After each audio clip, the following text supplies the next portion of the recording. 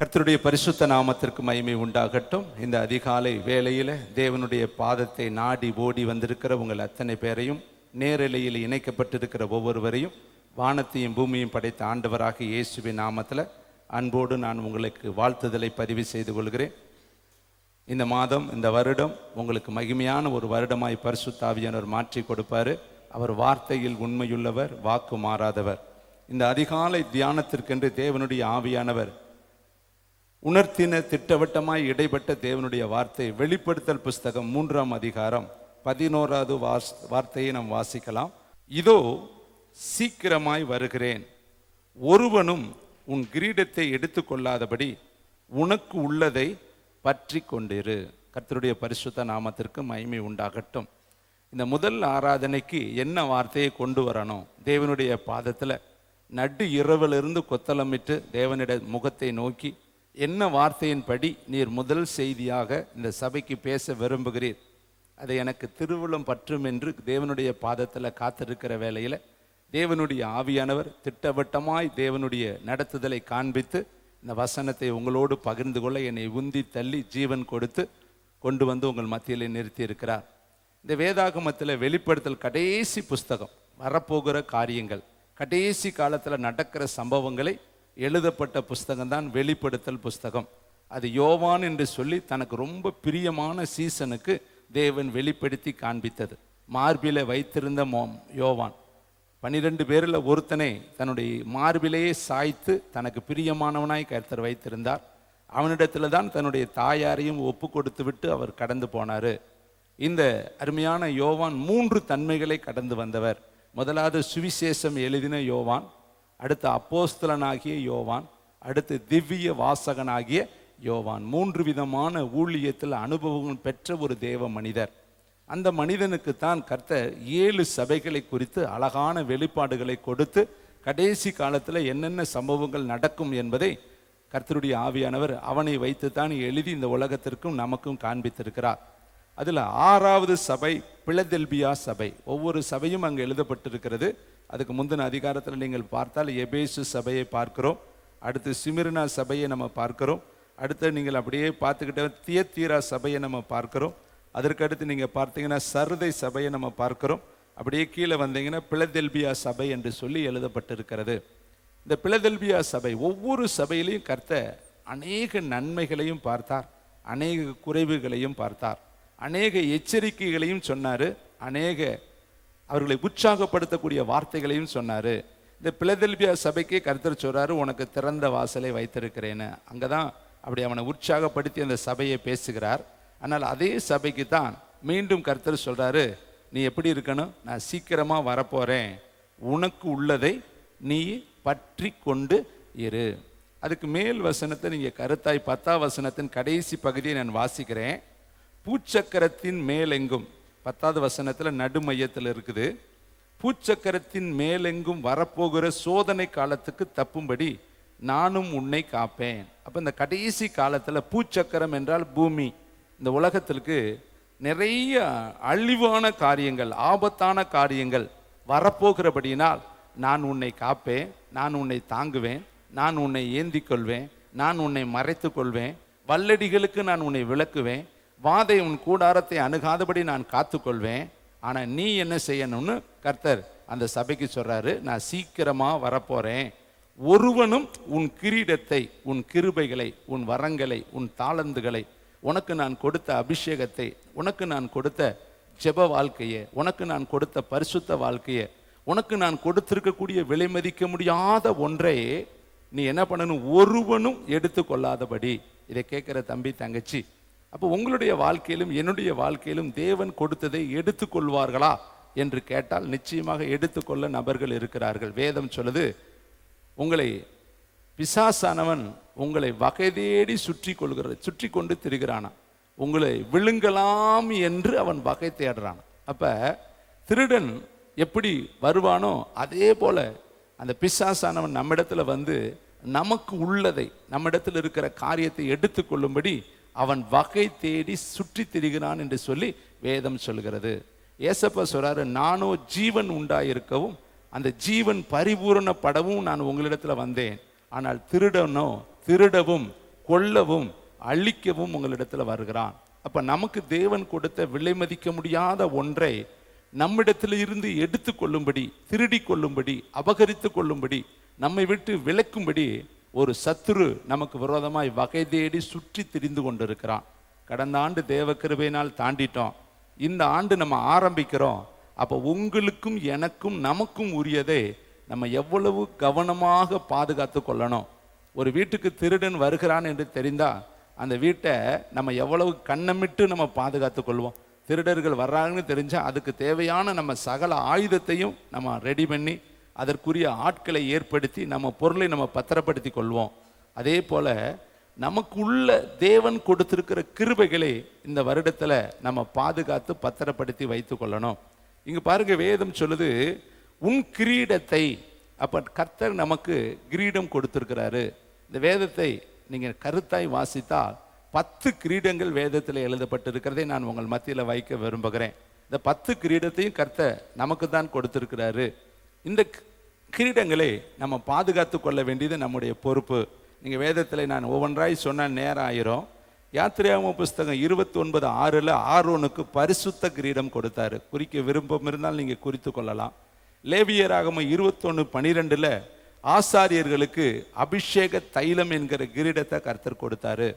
Esther புஸ்தகம் 2:17 எஸ்தருக்கும் ராஜாக்களா யாரெல்லாம் அபிஷேகம் பண்ணுகிறார்களோ அவர்களுக்கு ராஜ கிரீடத்தை கர்த்தர் கொடுத்தார். அப்ப பரிசுத்த கிரீடம் இருக்கு, அபிஷேக கிரீடம் இருக்கு, ராஜ கிரீடம் இருக்கு.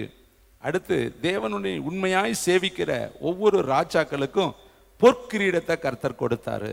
சங்கீத புஸ்தகம் 21:3, வெளிப்படுத்தல் 14:14 பொற்கிரீடத்தை கர்த்தர் கொடுத்தார் என்று சொல்லி வேதம் சொல்கிறது. நீதிமொழிகள் புஸ்தகம் 4:9 நீதிமொழிகள் புஸ்தகம் 16:3 ஞானத்தை சம்பாதி, அந்த ஞானம் உனக்கு மகிமையான கிரீடத்தை கொடுக்கும். பார்த்து, கிரீடங்கிற ஒரே பேரில் வகையான கிரீடங்கள் இருக்குது. நீங்கள் பார்த்தீங்கன்னா ஒரு பொருள் வாங்க போனால் அந்த பொருளில் நிறைய வெரைட்டிஸ் இருக்கும். ஒரு கடிகாரம் எடுத்துக்கிட்டாலே சாதா கடிகாரம் இருக்குது, அதில் பார்த்தீங்கன்னா இன்னும் வகையான கடிகாரம் இருப்பது போல கிரீடங்களிலேயும் பலவிதமான கிரீடம் இருக்குது. மீண்டும் சொல்லுகிறேன், பரிசுத்த கிரீடம் இருக்குது, அபிஷேக தைலம் என்கிற கிரீடம் இருக்குது, ராஜ கிரீடம் இருக்குது, பொற்கிரீடம் இருக்குது, மகிமையின் கிரீடம் இருக்குது. நீங்கள் ஏசாயா 62:3 வாசித்தீங்கன்னா அலங்காரமான கிரீடம், நீ கர்த்தருடைய கையில் அலங்காரமான கிரீடமாக இருப்பாய் என்று சொல்லி வேதம் சொல்லுது. 2 தீமோத்தேயு புஸ்தகம் 4:8 நல்ல போராட்டத்தை போராடினேன், இது முதல் எனக்கு நீதியின் கிரீடம் வைக்கப்பட்டிருக்கு. அப்போ பார்த்தீங்களா, நீதியின் கிரீடம் வேற, அலங்கார கிரீடம் வேற, மகிமையின் கிரீடம் வேற, பொற்கிரீடம் வேற, ராஜ கிரீடம் வேற, அபிஷேக தைலம் என்கிற கிரீடம் வேற, பரிசுத்த கிரீடம் என்பது வேற. இன்னும் பார்த்தீங்கன்னா வெளிப்படுத்தல் புஸ்தகம் 2:10 யாக்கோப்பு எழுதின நிருபம் 1:12 சோதனையை சகிக்கிற மனுஷன் பாக்கியவான், அவன் உத்தமன் என்று விளங்கின பின்பே கர்த்தர் தம்மிடத்தில் அன்பு கூறுகிறவர்களுக்கு ஜீவ கிரீடத்தை கொடுப்பாராம். அப்ப இங்கு ஒரு கிரீடம் எழுதப்பட்டிருக்கு, ஜீவ கிரீடம். கடைசியில் 1 பேதுரு 5:4 மந்தையை உண்மையாய் விசாரித்து உணவுக்காகவோ உலகத்திற்காகவோ இருமார்ப்பாகவோ செய்யாதபடி மந்தைக்கு உண்மையான மாதிரிகளாக இருந்து கண்காணிப்பு செய்கிறவங்களுக்கு கர்த்தர் வாடாத கிரீடத்தை கொடுப்பாராம். அப்போ பார்த்தீங்களா எத்தனை கிரீடம் வேதத்தில் சொல்லப்பட்டிருக்கு. ஆனால் 1 கொரிந்தியர் புஸ்தகம் 9:25 நம்ம எல்லாரும் வாசித்து பார்க்கலாம். அங்கே பவுலடிகள் ஒரு அருமையான உதாரணத்தோடு கிரீடத்தை குறித்து அவர் எழுதுகிறதை இந்த காலை வேளையில் உங்களுக்கு நினைப்பூட்ட நான் விரும்புகிறேன். முதல் செய்தியாக நம்ம எல்லாரும் நினைவு கூர்ந்து நம்ம ஓட்டத்தை ஓடணும். பக்க நம்பர் 235. பந்தயத்திற்கு போராடுகிற யாவரும் எல்லாவற்றிலையும் இச்சை அடக்கமாக இருப்பார்கள். 1 கொரிந்தியர் 9:25. ஒவ்வொரு ஓட்டப்பந்தயத்தில் ஓடுகிறவர்களும் சரி, இன்னும் பலவிதமான பந்தயங்கள் இந்த உலகத்தில் இருக்கு. அந்த பந்தயத்தில் போராடுகிற யாவரும் எல்லாவற்றிலையும் இச்சை அடக்கமாக இருப்பார்கள். நீங்கள் பார்த்தீங்கன்னா ஓட்டப்பந்தய வீரர்களை கேட்டால் நிறைய காரியங்கள் செய்ய மாட்டாங்க. அவங்க உடம்பை ஸ்மார்ட்டாக வைத்து கொள்வாங்க. நிறைய பொருள்களை அவங்க சாப்பிட மாட்டாங்க. கேட்டால் சொல்லுவாங்க, இதெல்லாம் சாப்பிட்டா கொழுப்பு வந்துடும், வெயிட்டு போட்டுருவோம், அதனால் எங்கள் உடம்பை ஸ்மார்ட்டாக வச்சுக்கிட்டா தான் ஓட்டப்பந்தயத்தில் ஜெயிக்க முடியும்.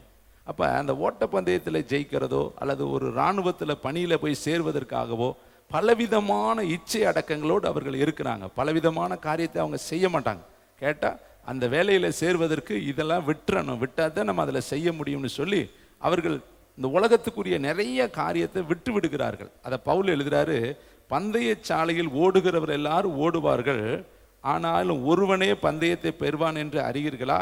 நீங்கள் பெற்றுக்கொள்ளத்தக்கதாக ஓடுங்கள். பந்தயத்திற்கு போராடுகிற யாவரும் எல்லாவற்றிலையும் இச்சை அடக்கமாக இருப்பார்கள், அவர்கள் அழிவுள்ள கிரீடத்தை பெறும்படி அப்படி செய்கிறார்கள். அப்போ அவர்கள் என்ன கிரீடம் பெறுறாங்களா? அழிந்து போகக்கூடிய ஒரு சாதாரணமான மனுஷன் கொடுக்கிற ஒரு கிரீடம். ஆனால் கர்த்தர் நமக்கு தர்ற கிரீடமோ வாடாத கிரீடம், ஜீவ கிரீடம், அலங்காரமான கிரீடம், நீதியின் கிரீடம், பொற்கிரீடம், ராஜ கிரீடம், அபிஷேக தைலம் என்கிற கிரீடம், பரிசுத்த கிரீடம், வாடாத கிரீடம், ஜீவ கிரீடம். இத்தனை கிரீடத்தை கர்த்தர் நமக்கு வைத்திருக்கிறார். ஆனால் உலகத்தில் ஒரு மனுஷன் எந்த பந்தயத்தில் முன்னாடி வந்தாலும் அவர்கள் கொடுக்கிறது ஒரு சாலோ அல்லது ஒரு பரிசு பொருளோ அல்லது ஒரு தலைப்பாகையோ கொடுப்பாங்க. அதெல்லாம் சாதாரணமானது, அது அழிந்து போகக்கூடியது. அதுக்கு அடுத்த வார்த்தையில் அவர் எழுதுறாரு, அவர்கள் அழிவுள்ள கிரீடத்தை பெறும்படி அப்படி செய்கிறார்கள், நாமோ அழிவில்லாத கிரீடத்தை பெறும்படி அப்படி செய்ய கடவோம். ஆதலால் நான் நிச்சயமில்லாதவனாக ஓடேன், ஆகாயத்தை அடிக்கிறவனாக சிலம்பம் பண்ணேன். மற்றவங்களுக்கு பிரசங்கம் பண்ணுகிற நான் தானே ஆகாதவனாய் போகாதபடி என் சரீரத்தை ஒட்டிக்கி கீழ்ப்படுத்தினேன். அப்ப இவர் சொல்றாரு, மற்றவர்களுக்கு பிரசங்கம் பண்ணுகிற நான் தானே, மற்றவர்களுக்கு புத்தி சொல்கிற நான் தானே ஆகாதவனாய் போகாதபடி என் சரீரத்தை ஒட்டிக்கி நான் கீழ்ப்படுத்தினேன். அப்ப அழிவுள்ள கிரீடத்தை பெறுகிறவர்களை இவ்வளவு இச்சை அடக்கமா இருப்பார்கள் என்று சொன்னால், அழியாத கிரீடத்தை பெற காத்திருக்கிற நீங்களும் நானும் இந்த உலகத்துல எவ்வளவு இச்சை அடக்கம் உள்ளவர்களாய் இருக்கணும், எவ்வளவு தேவனுடைய வார்த்தையில நம்ம நிலைத்திருக்கிறவர்களாய் இருக்கணும் என்பதை இந்த காலை வேளையில கர்த்தருடைய ஆவியானவர் நமக்கு நினைப்பூட்டுகிறார். முதல்ல ஆராதனைக்கு வந்திருக்கிற நமக்கு, நான் சீக்கிரமா வரப்போறேன், நான் சீக்கிரமா இந்த உலகத்துல வெளிப்பட போறேன், என்னுடைய வருகையின் அடையாளங்கள் இந்த ஆண்டுல பலமாய் வெளிப்பட போகிறது, கர்த்தருடைய வருகை சீக்கிரமா இருக்கிறபடினா உனக்கு நான் கொடுத்த கிருபைகளை, உனக்கு நான் கொடுத்த தாளந்துகளை, நான் உனக்கு கொடுத்திருக்கிற காருண்யங்களை, நான் உன்மேல வைத்திருக்கிற அந்த அபிஷேகத்தை நீ கரைபடாதபடி, கலங்கி போய் கலக்கம் ஏற்படாதபடி நீ காத்துக்கொள், பற்றி கொண்டு இரு என்று சொல்லி தேவன் நம்மோடு கூட பேசுகிறார். பாருங்க, தேவன் எப்படிப்பட்டவர், அவர் எப்படிப்பட்டவர் என்பதை நம்ம தெரிந்து கொண்டா நம்ம எப்படி இருக்கணும் என்பதை நம்ம தெரிந்து கொள்ளலாம். ஏசாயா தீர்க்கதரிசி புஸ்தகம் 48:11, ஏசாயா 42:8 ரெண்டு வசனத்திலையும் அவர் சொல்லக்கூடிய ஒரு ஆழமான சத்தியம் உண்டு. அதை நான் உங்களுக்கு இந்த காலை வேளையில நினைப்பூட்ட நான் விரும்புகிறேன். ஏசாயா தீர்க்கதரிசி புஸ்தகம் 48ஆம் அதிகாரம் 11வது வசனத்தையும் 42ஆம் அதிகாரம் 8வது வசனத்தையும் நம்ம வாசிக்கலாம். கர்த்தருக்கு மகிமை உண்டாகட்டும். என் நிமித்தமே அப்படி செய்வேன், என் நாமத்தின் பரிசுத்தம் எப்படி குலைக்கப்படலாம், என் மகிமையை நான் வேறு ஒருவருக்கும் கொடேன். கர்த்தர் எவ்வளவு வைராக்கியமா இருக்கிறார் பாருங்க. என்னுடைய மகிமையை நான் யாருக்கும் கொடுக்க மாட்டேன், அந்த மகிமை கர்த்தருக்குரிய மகிமை என்று சொல்லி வேதம் சொல்கிறது.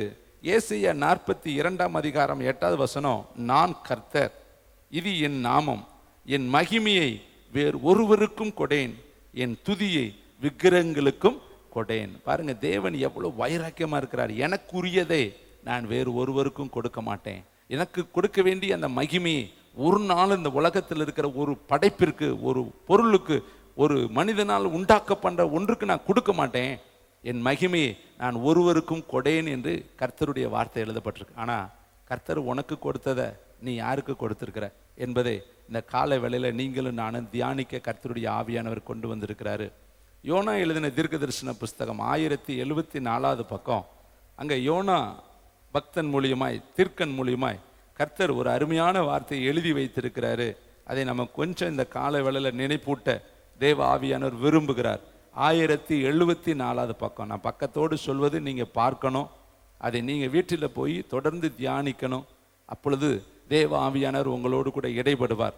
வாசிக்கலாம். பொய்யான மாயையை பற்றி கொள்ளுகிறவர்கள் தங்களுக்கு வரும் கிருபையை போக்கடிக்கிறார்கள். நானோ வெனில் துதியின் சத்தத்தோடு உமக்கு பலியிடுவேன், நான் பண்ணின பொருத்தனைகளை செலுத்துவேன், இரட்சிப்பு கர்த்தருடையது என்றான். இப்ப யோனா சொல்ற வார்த்தை பொய்யான மாயையை பற்றி கொள்கிறவர்கள், தங்களுக்கு தேவன் கொடுத்த கிருபையை போக்கடிக்கிறார்கள். இந்த யோனாவை பத்தி நம்ம வேதத்துல அழகாய் பார்க்கிறோம். கர்த்தர் நினிவேவுக்கு போச்சொன்னார், ஆனால் அவரோ தர்சிஸுக்கு போனார். அவர் ஒரு தீர்க்கன், ஒரு தீர்க்கதரிசி. அவங்க அப்பா ஒரு தீர்க்கதரிசி. தீர்க்கதரிசிக்கு பிறந்த மகன் தான் யோனா தீர்க்கதரிசி. அவங்க குடும்பத்துல 2வது ஜெனரேஷன் அவரு.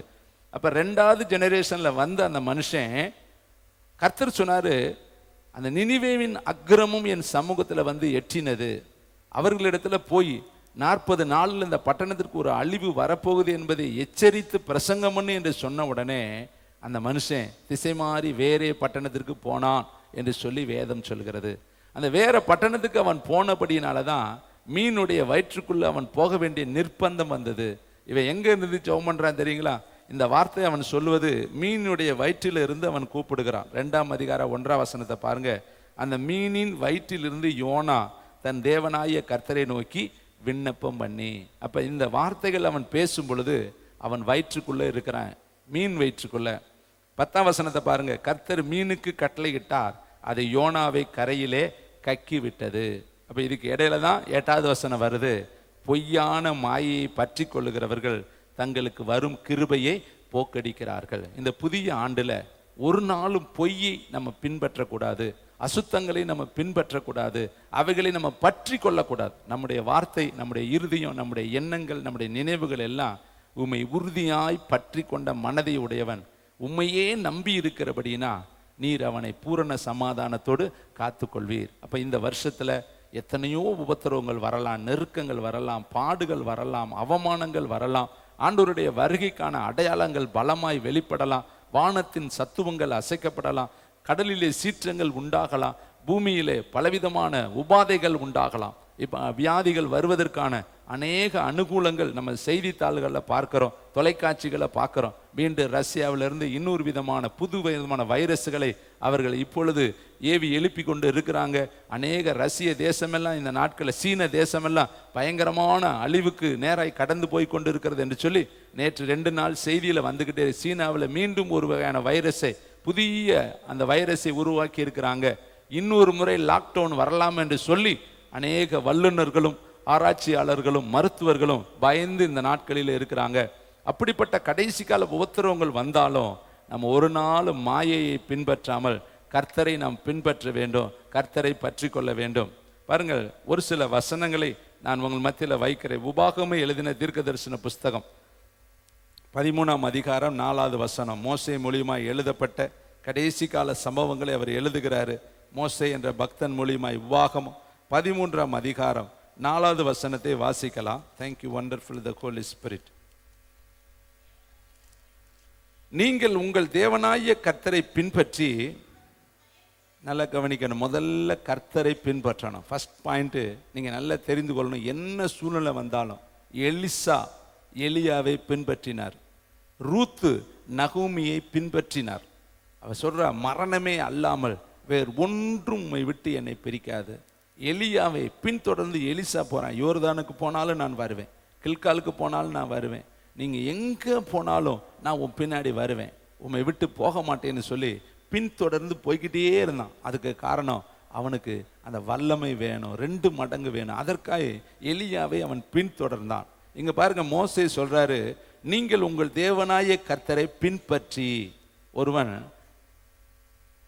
என்னை பின்பற்றி வர விரும்பினால் அவன் தன்னைத்தான் வெறுத்து தன் செல்வையை எடுத்து கொண்டு வரணும். அப்ப இயேசுவை பின்பற்றுறவன் முதல்ல நம்மை நாமே வெறுக்கணும். அடுத்து அந்த சிலுவையை, அவமானங்களை, நிந்தைகளை, கேவலங்களை, மற்ற இருக்கக்கூடிய எல்லாவற்றையும் சுமந்து கொண்டு தான் நம்ம அவரை பின்பற்றி வர முடியும். இவர் எழுதுறாரு பாருங்க, நீங்கள் உங்கள் தேவனாய கர்த்தரை பின்பற்றி அவருக்கு பயந்து.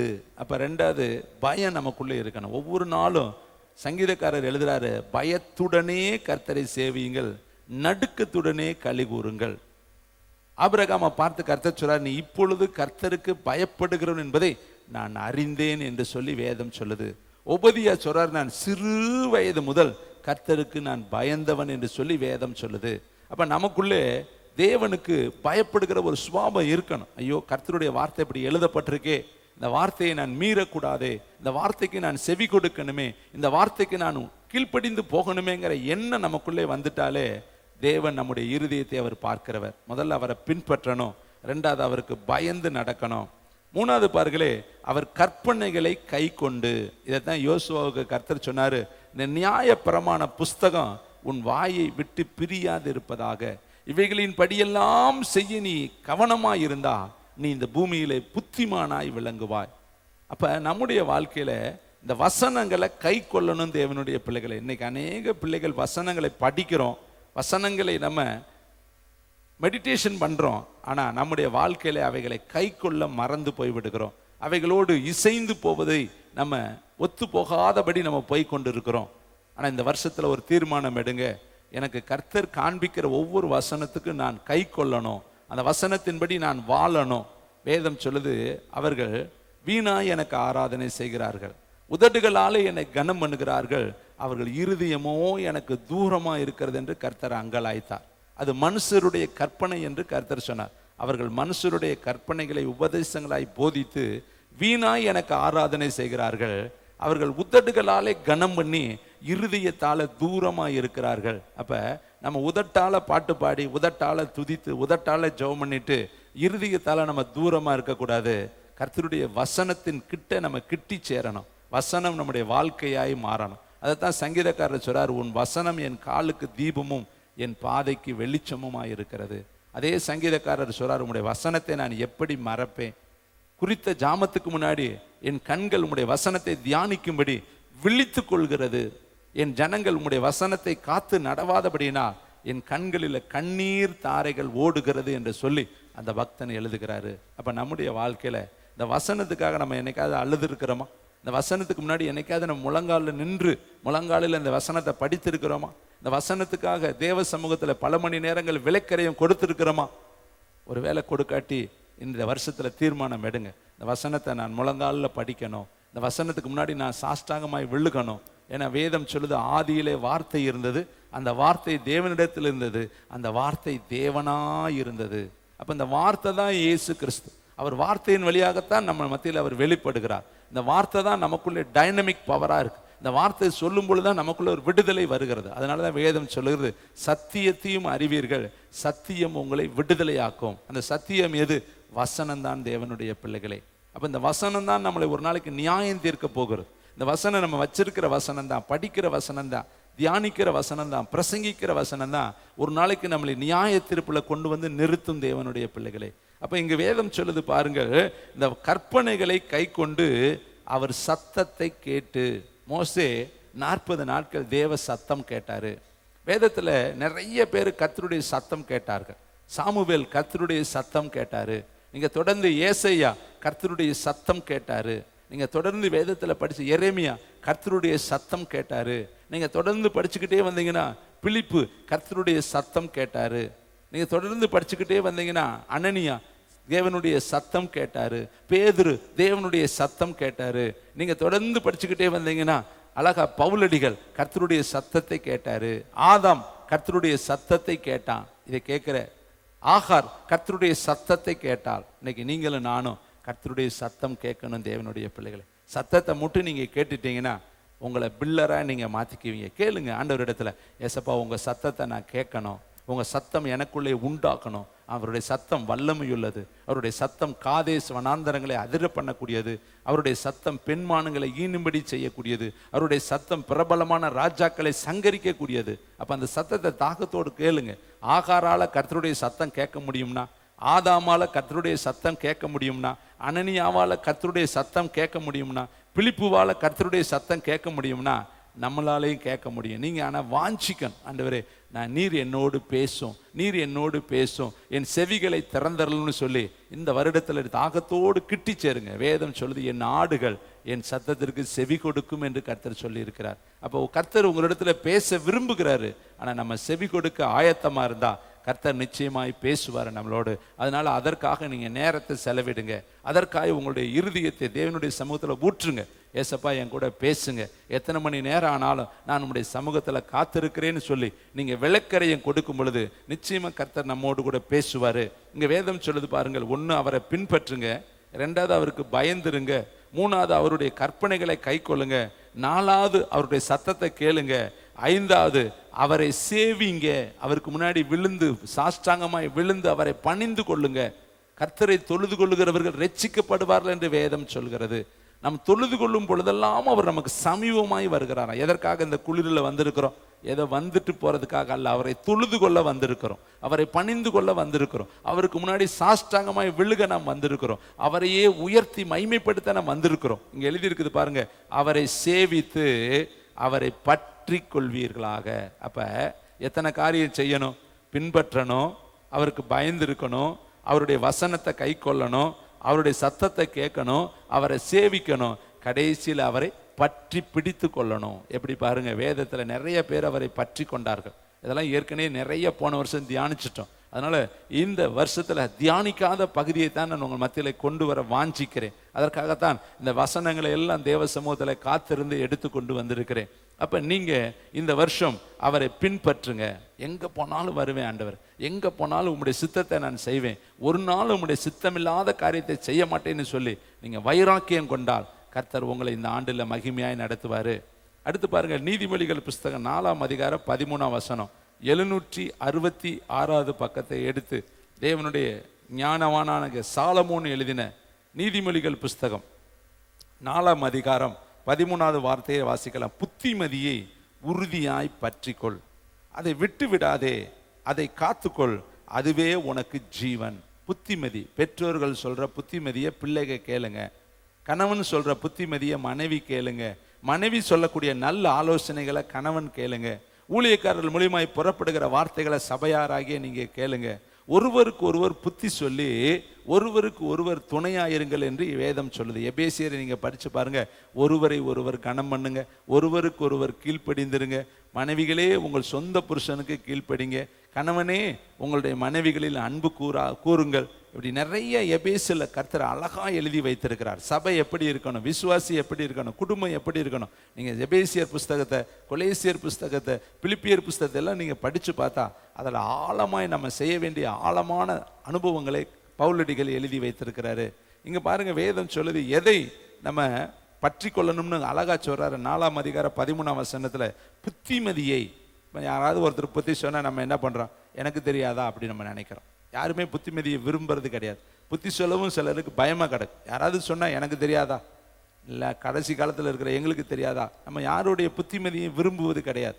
ஆனா நீதிமொழிகள் புஸ்தகத்தை ஆக்கியோன் அழகா எழுதுறாரு. அந்த வசனத்தை வாசிக்கலாம். 1ஆம் அதிகாரம் நீதிமொழிகள் புஸ்தகம். இந்த புஸ்தகத்தை படிக்கிறதுனால நமக்கு என்னென்ன கிடைக்கும்னு சொல்லி நான் பல முறை சொல்லி இருக்கிறேன், மீண்டும் நான் ஞாபகப்படுத்துகிறேன். நீதிமொழிகள் 1ஆம் அதிகாரம் 2ஆம் வசனம், இவைகளால் ஞானத்தையும் போதகத்தையும் அறிந்து புத்திமதிகளை உணர்ந்து. அப்ப இந்த புஸ்தகத்தை படிச்சாலே நமக்கு புத்தி கிடைச்சிடும். எப்படி நடக்கணும், எப்படி பார்க்கணும், எப்படி வஸ்திரம் உடுத்தணும், எப்படி பேசணும், யாரோடு ஐக்கியம் கொள்ளணும், யாரோடு வாழணும், எப்படிப்பட்ட எதிர்காலத்தை நம்ம அமைத்துக்கொள்ளும், எல்லாமே இதுல சொல்லப்படும். விவேகம், நீதி, நியாயம், நிதானம் என்பவைகளை பற்றி உபதேசங்களை அடையலாம்.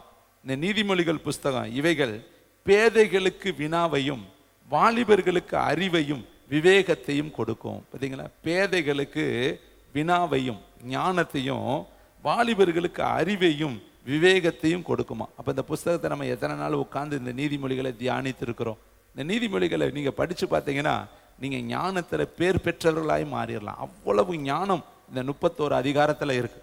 தினந்தோறும் ஒரு அதிகாரத்தை படிச்சாலும் ஒரு மாசத்துல 31 அதிகாரத்தை நம்ம படிச்சிடலாம். ஒரு நாளைக்கு இரவு நேரத்துல ஒரு அதிகாரத்தை நீங்க தியானம் பண்ணுங்க.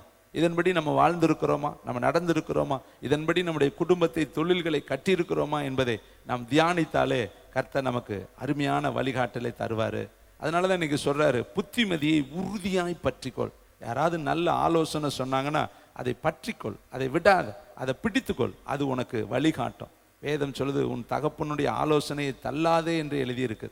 அருமையானவர்களே, நீதிமொழிகள் புஸ்தகம் 6ஆம் அதிகாரம் 12ஆம் வசனம், 290வது பக்கம், புதிய ஏற்பாட்டு புஸ்தகத்துக்கு கடந்து வாங்க. 290வது பக்கம். தேங்க்யூ வண்டர்ஃபுல் த ஹோலி ஸ்பிரிட். நீதிமொழிகள் 6ஆம் அதிகாரம் 12வது வசனம். நீயோ தேவனுடைய மனுஷனே, 12வது வசனம். தேங்க்யூ. விசுவாசத்தின் நல்ல போராட்டத்தை போராடு, நித்திய ஜீவனை பற்றிக்கொள், அதற்காகவே நீ அழைக்கப்பட்டிருக்கிறாய், அநேக சாட்சிகளுக்கு முன்பாக நல்ல அறிக்கை பண்ணுகிறவனாய் இருக்கிறாய். பாருங்க, நம்மளுடைய அழைப்பை பவுலடிகள் தீமோத்தேயுவை நல்ல உறுதிப்படுத்துறாரு. எதற்காக நீ அழைக்கப்பட்டிருக்கிறாய்? நித்திய ஜீவனை பற்றிக்கொள், அதற்காகவே நீ அழைக்கப்பட்டிருக்க. அப்ப நம்ம அழைப்பினுடைய நோக்கம் என்ன? பரலோகத்துக்கு போய் சேரணும். அதுக்கு தான் நம்ம அழைப்பு. இந்த உலகத்திலிருந்து, மாய்மாலத்திலிருந்து, அசுத்தங்களிலிருந்து, விக்கிரகத்திலிருந்து, பாவ வாழ்க்கையிலிருந்து, உலக சிற்றின்பங்களிலிருந்து கர்த்தர் நம்மளை தூக்கி எடுத்ததனுடைய நோக்கம் நம்ம நித்தியத்துக்குள்ள, முடிவில்லாத ராஜ்யத்துக்குள்ள நம்ம பிரவேசிக்கணும். அதனால பவுல் தீமோத்தேயுக்கு எழுதுறாரு, நித்திய ஜீவனை பற்றிக்கொள், பரலோகத்தை இறுக்க பிடிச்சுக்க, பரலோகத்துக்கு போகக்கூடிய வழிகளை நீ இறுக்க பிடித்துக்கொள். அதற்குத்தான் நீ அழைக்கப்பட்டிருக்கிற, அதற்குத்தான் நீ தெரிந்து கொள்ளப்பட்டிருக்கிற, அதற்குத்தான் கர்த்தர் உன்னை முத்திரித்திருக்கிறாரு, அதற்குத்தான் கர்த்தர் இரத்தத்தினால உன்னை கழுவி இருக்கிறாருன்னு சொல்லி அவர் அழகாய் தன்னுடைய பக்தனாகிய மகனாகிய தீமோத்தேயுக்கு, ஆவிக்குரிய மகனாகிய தீமோத்தேயுக்கு எழுதுறாரு, நீ நித்திய ஜீவனை பற்றிக்கொள். அப்ப இந்த வருஷத்துல ஒரு முடிவு எடுக்கணும். புத்திமதியை பற்றி கொள்ளணும். அடுத்து உங்கள் தேவனாகிய கர்த்தரை பற்றி கொள்ளணும், புத்திமதியை பற்றி கொள்ளணும். அடுத்து நித்திய ஜீவனை பற்றி கொள்ளணும். கடைசியில் 2 மனிதருடைய வாழ்க்கையை உங்கள் மத்தியில் வைத்து நான் தேவனுடைய வார்த்தையை முடிக்க விரும்புகிறேன். எபிரேயருக்கு எழுதின நிருபம் 12ஆம் அதிகாரம் 310வது பக்கம். இங்கு ஒரு மனிதன் தனக்கு கொடுத்த கிருபையை பற்றி கொள்ளாததுனால அவனுடைய சூழ்நிலை எப்படி முடிந்தது என்று வேதத்தில் எழுதப்பட்டிருக்கிறதை நான் உங்களுக்கு நினைப்பூட்ட விரும்புகிறேன். தேங்க்யூ வண்டர்ஃபுல் த ஹோலி ஸ்பிரிட். 310வது பக்கம், புதிய ஏற்பாடு. எபிரேயருக்கு எழுதின நிருபம் 12ஆம் அதிகாரம் 15ஆம் வசனத்திலிருந்து 15லிருந்து நான் வாசிக்கிறேன். ஒருவனும் தேவனுடைய கிருபையை இழந்து போகாத படிக்கு யாதொரு கசப்பான வேர் முளைத்தெலும்பி கலக்கம் உண்டாக்குகிறதுனாலே அநேகர் தீட்டுப்படாத படிக்கு. அப்ப கிருபையை நம்ம இழக்க முடியுமா? வேதத்தில் ஒரு கேள்வி. இழக்க முடியும். எப்படி? பொய்யான மாயையை பற்றி கொண்டால் தங்களுக்கு வரும் கிருபையை போக்கடிக்கிறார்கள். பாருங்க, சவுல் தனக்கு தேவன் கொடுத்த கிருபையை இழந்து போயிட்டான். சிம்சோன் தனக்கு தேவன் கொடுத்த கிருபையை இழந்து போயிட்டான். மோசேயும் தேவன் கொடுத்த அந்த பெரிய மகிமையை ஒரு நிமிஷத்துல இழந்து போயிட்டார். கர்த்தர் சொன்னாரு, இனி இதை குறித்து என்னோடு கூட பேசாத. அப்ப இங்கேயும் வேதம் சொல்லுது பாருங்க, ஒருவனும் தேவனுடைய கிருபையை இழந்து போகாதபடிக்கு யாது ஒரு கசப்பான வேர் முளைத்து எழும்பி கலக்கம் உண்டாக்குகிறதுனால் அநேகர் தீட்டுப்படாதபடிக்கு. அப்ப கிருபையை இழப்பதற்கு ஒரு காரணம் கசப்பு, வைராக்கியம், விரோதம், காய்மகாரம். சவுல் தாவீதை காய்மகாரமாய் பார்த்தானாம். நம்முடைய வாழ்க்கையிலையும் இந்த புதிய தொடக்கத்துல நம்ம எப்படி இருக்கக்கூடாது? கசப்பா இருக்கக்கூடாது, வைராக்கியமா இருக்கக்கூடாது, பிச்சுக்கள் கலந்த அந்த வைராக்கியம் இருக்கக்கூடாது. கர்த்தரிடத்துல நம்ம முழு சரண்டர் அடைஞ்சோம். ஆண்டவரே, இந்த வருஷம் கிடைச்சிருக்கிறதே எங்களுக்கு பெரிய கிருபை. எத்தனையோ பேர் இந்த வருஷத்தை பார்க்கல. கடந்த ஆண்டுல இருந்தவர்கள் இந்த ஆண்டுக்குள்ள வரல. தேவன் நம்ம மேல இரக்கம் பாராட்டி, தயவு பாராட்டி, ஈவு பாராட்டி இந்த வருடத்தை நமக்கு கொடுத்திருக்கிறார். அப்ப இந்த வருடத்தை நம்ம கடந்து போகணும்னா தேவனுடைய சுபாவங்கள், அன்பு, சந்தோஷம், சமாதானம், தயவு, சாந்தம், இச்சை அடக்கம், விசுவாசம், நற்குணம் நமக்குள்ள வேணும். இங்க வேதம் சொல்லுது பாருங்க, கசப்பான வேர் முளைத்து எழும்பி கலக்கம் உண்டாக்காதபடிக்கு ஒருவனும் வேசிக்கல்லனாகவும் ஒருவேளை போஜனத்துக்காக தன் சேஷ்ட புத்திர பாகத்தை விற்று போட்ட ஏசாவை போல சீர்கட்டவனாய் இராதபடி எச்சரிக்கையாயிருங்கள். இங்க வேதம் சொல்லுது வேசிக்கல்லனாகவும், அடுத்து சொல்றார் ஒருவேளை போஜனத்துக்காக தன்னுடைய சேஷ்ட புத்திர பாகத்தை விற்று போட்ட ஏசாவை போல சீர்கட்டவனாய் இராதபடிக்கு எச்சரிக்கையாயிருங்கள். அப்ப இங்கு ஒரு மனுஷனை நமக்கு அழகாய் யாரு காண்பிக்கிறார்? பவுலடிகள் காண்பிக்கிறார். ஏசா காலம் எங்க இருக்கு? இங்க பவுல் காலம் எங்க இருக்கு பாருங்க. ஏசா என்கிற ஒரு மனிதனை பவுலடிகள் நினைப்பூற்றார். அவரும் பார்க்கல, ஆனா கேள்விப்படுறார். அவருடைய வாழ்க்கையை குறித்து இவர் ஆராய்ந்து அறிந்த ஒரு உண்மை சம்பவத்தை எபிரேயர் பட்டணத்திற்கு அங்க இருக்கிற பரிசுத்தவான்களுக்கு அவர் எழுதுறாரு. ஏசா போல சீர்கட்டவனா நீங்க போயிடாதீங்க.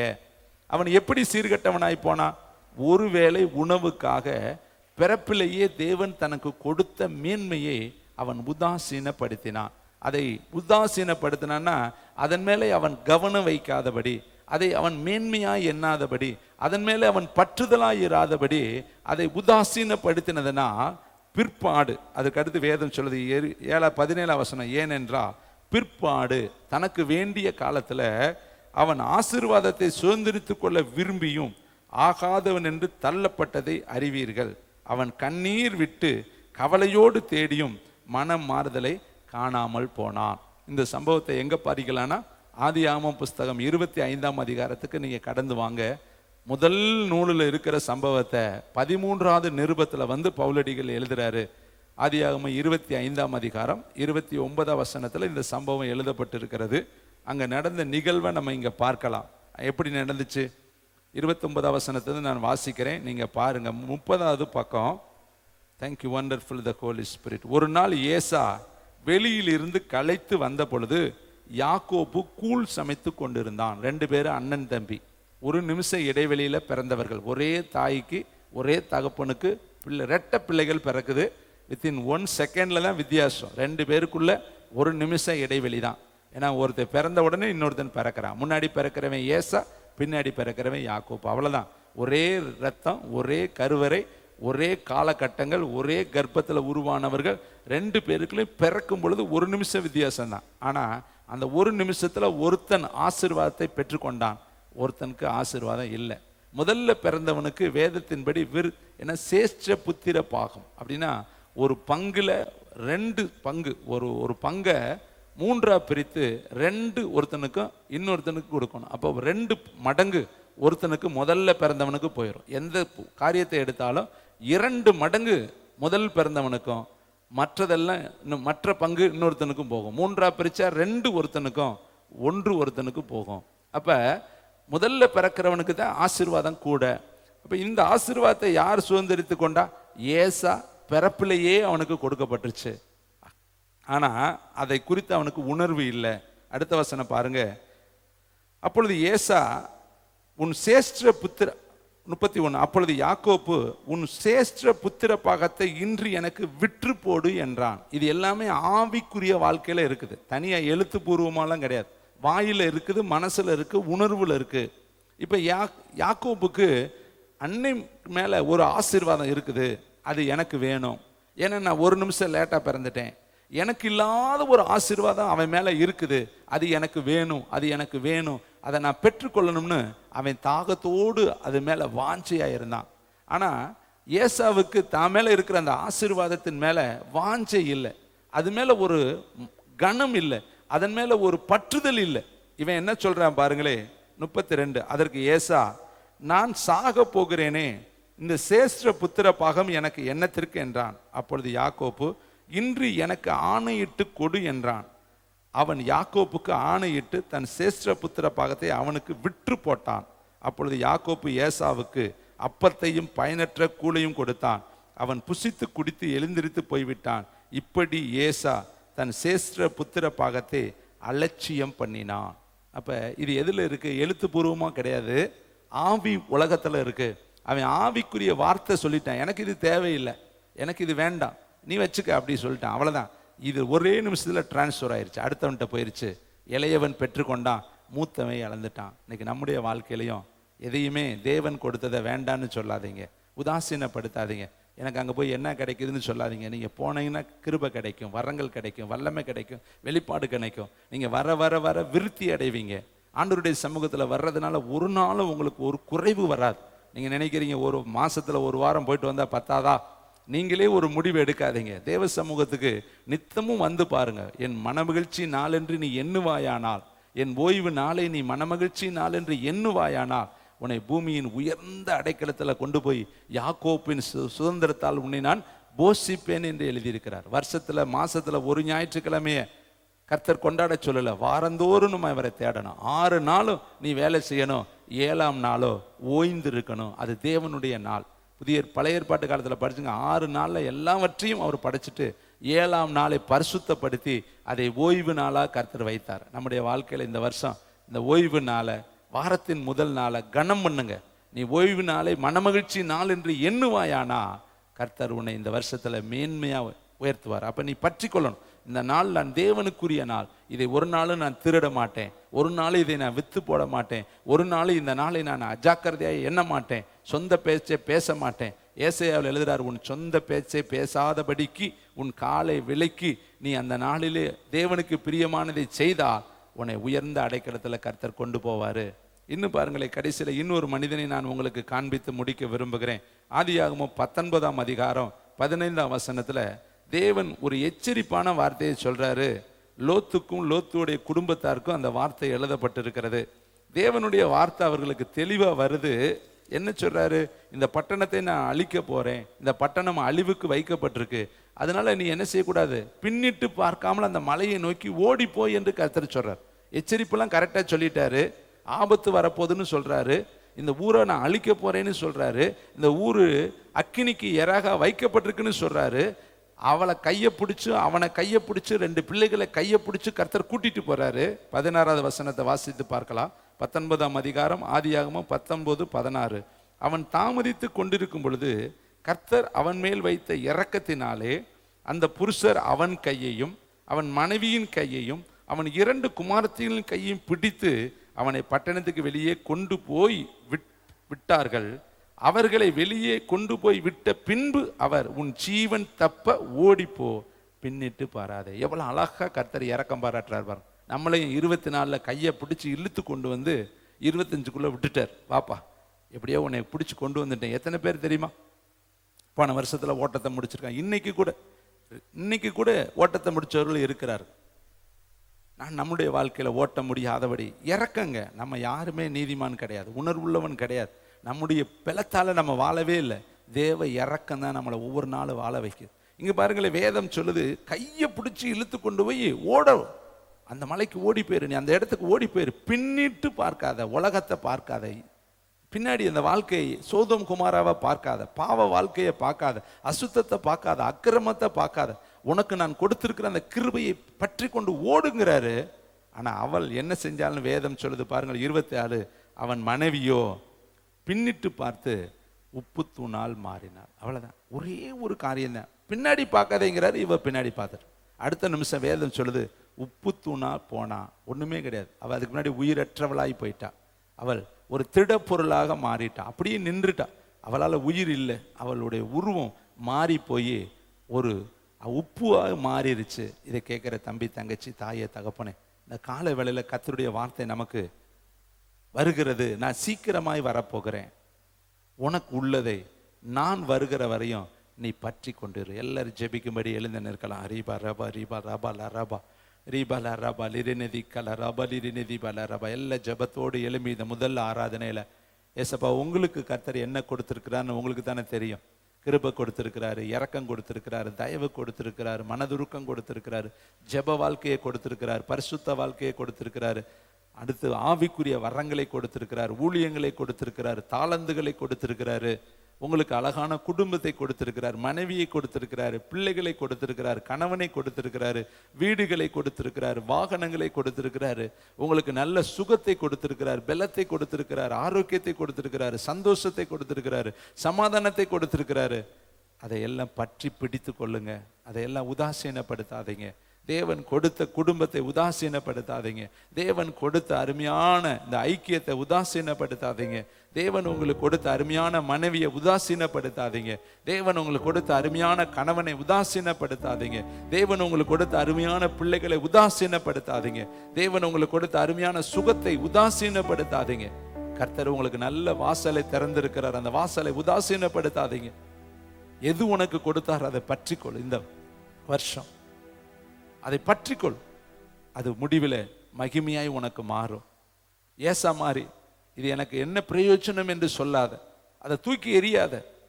நாளைக்கு கண்ணீர் விட்டால் அது உனக்கு கிடைக்காமல் போயிடும். பின்னிட்டு பார்க்காத, பழச பார்க்காத, பழைய வாழ்க்கை, பழைய சிந்தை, பழைய நினைவு, பழைய உணர்வு, பழைய எண்ணங்கள், பழைய ஓட்டங்கள் வேண்டாம். அவைகள் எல்லாம் ஒரு நாள் நம்மளை பரலோகத்துக்கு கொண்டு போகாது. பூச்சக்கரத்தின் மேல் வரப்போகிற கடைசி காலத்துல காரியத்திற்கு நான் உன்னை காத்துக்கொள்வேன், ஆனால் நீ பின்னிட்டு பார்க்காத, ஓடிக்கிட்டே இரு. கர்த்தருடைய வார்த்தை எழுதப்பட்டிருக்கு. நல்ல பிதாவே, இந்த சத்தம் கேட்கிற ஒவ்வொருவரையும் கர்த்தர் ஆசீர்வதி. எல்லா மகிமையும் உமக்கு தருகிறேன். முதல் ஆராதனையில் எல்லாருடைய இருதயமும் விருத்த சேதனை பண்ணப்படட்டும், எல்லாருடைய மனதும் விருத்த சேதனை பண்ணப்படட்டும், எல்லாருடைய உணர்வுகளும் விருத்த சேதனை பண்ணப்படட்டும். எல்லாரும் கர்த்தருக்கு நேராய் திரும்பட்டும் ராஜா. ஒவ்வொருவரும் கர்த்தருக்கு நேராய் வாழ்ந்து பரலோகத்துக்கு தகுதியுடைய பிள்ளைகளாய் மாற்றும் மகிமை உமக்கு தருகிறோம். இயேசுவின் நாமத்தில் பிதாவே.